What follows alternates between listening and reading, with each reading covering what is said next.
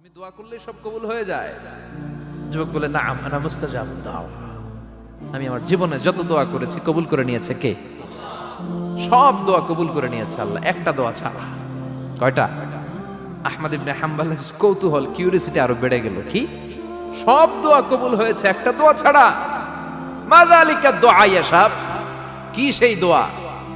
যুবক এবার বলতে শুরু করলো, আমার জীবনে যে দোয়াটা আল্লাহ কবুল করে নাই সেটা হচ্ছে আমি আল্লাহর কাছে অনেক চেয়েছি, অনেক দোয়া করেছি যে আল্লাহ, শুনেছি এই জামানার সবচেয়ে বড় মুহাদ্দিস, তার নাম নাকি ইমাম আহমদ ইবনে হাম্বল।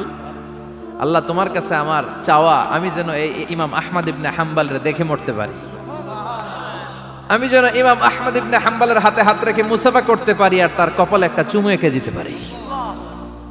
আহমদ ইবনে হাম্বল আবেগপ্রবণ হয়ে গেলেন, চোখের পানি ছেড়ে দিলেন, বললেন, যুবক, তোমার এই দোয়াটাও কবুল হয়ে গিয়েছে। আহমদ ইবনে হাম্বলের দেখা সাক্ষাৎ পাওয়ার জন্য আহমদ ইবনে হাম্বলের বাড়িতে তোমার যাওয়ার দরকার নাই। আহমদ ইবনে হাম্বল তোমার দরবারে ছুটে এসেছে। আনা আহমদ ইবনে হাম্বল মুহাদ্দিসুদ দাহর।